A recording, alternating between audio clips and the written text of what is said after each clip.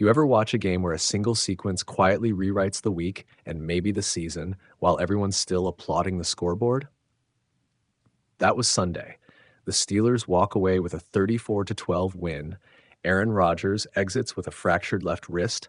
Two Bengals defenders are flagged for roughing the passer on the drive that followed, and the league spends the next 48 hours deciding whether those hits deserved fines. It's the kind of domino chain that looks small on paper but rattles a franchise when you put it together.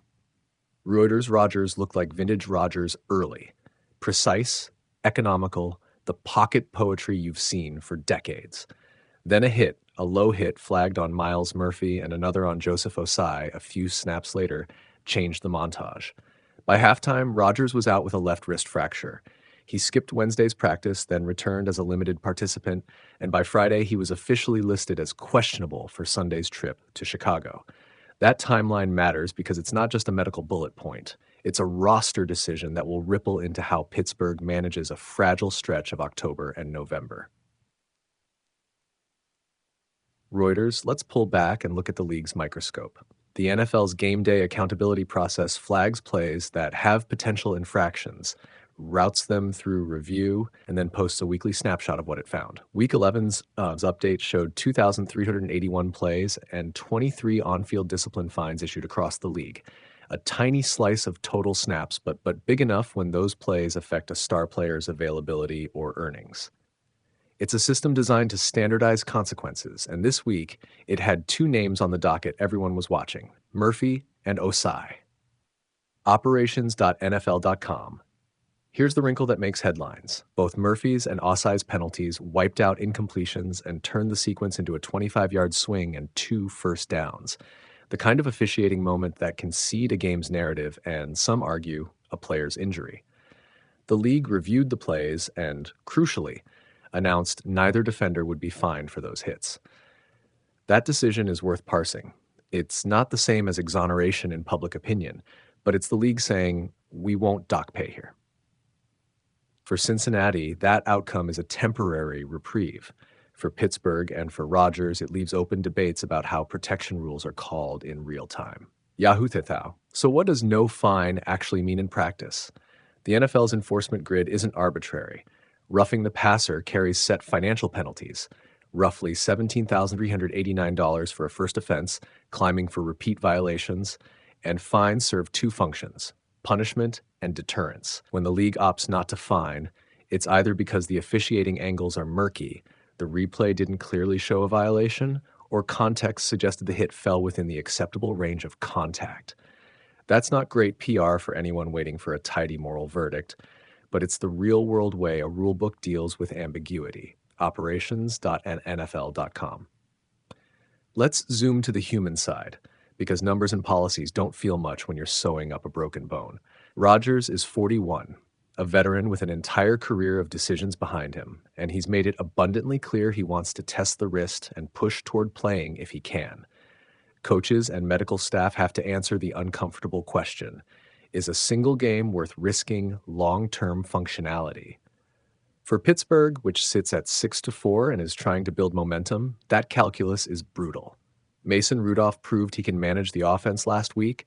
The choice is between short-term edge and long-term asset management. Reuters, there's a competitive chessboard angle here, too.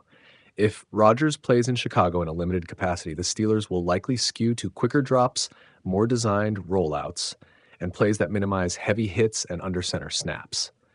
If he sits, Rudolph's style changes the game plan entirely. More scripted drives, fewer improvisations, heavier reliance on play designs that don't require late escape magic. Opposing coordinators will devour practice footage this week to see exactly how Rodgers grips the ball, how he absorbs contact, and whether the wrist brace alters his mechanics. Those micro-observations shape defensive game plans, not Monday morning takes. ESPN.com now, the optics question. When a big-name player gets hurt after a sequence of flagged hits, emotion takes over faster than tape can be reviewed.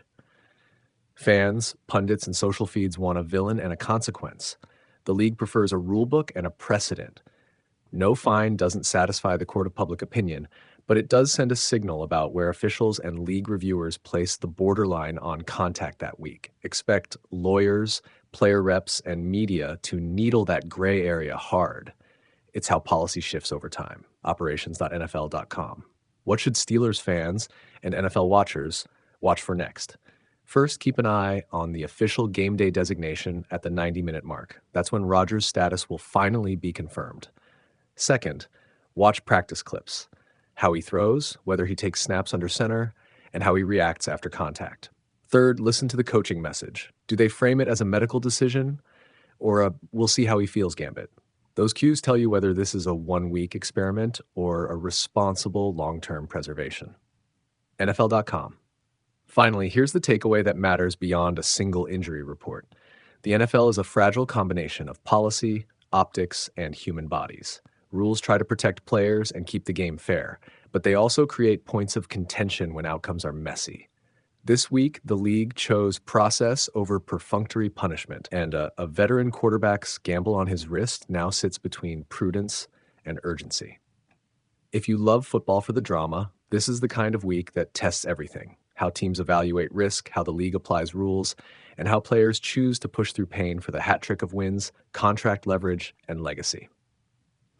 Closing line. Football is still decided in fractions of seconds, but those fractions are governed by rules, by judgment, and by the fragile human hands that hold the ball. Watch the wrist, watch the tape, and watch what the league's choices do to the way the game is played next Sunday. Reuters. You could feel the stadium take a nervous breath the moment Aaron Rodgers clutched his left wrist and walked toward the sideline. Not the cinematic groan of a season-ending injury, just the small, terrible hush that tells you something important has been quietly rearranged. By the time the final whistle blew, Pittsburgh had a 34-12 win, but the aftermath left everyone asking a different question. What did we just win, and at what cost? Reuters. He started the day looking like a reminder of everything the Steelers hoped he might still be: efficient, decisive, and calm.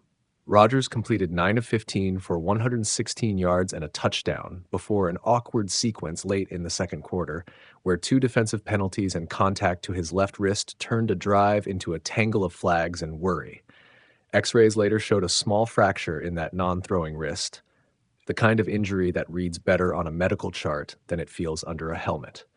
The team handled it like a problem to manage, not a narrative to explode. They sat him for the second half, rode out the rest with Mason Rudolph, and let the defense provide the fireworks.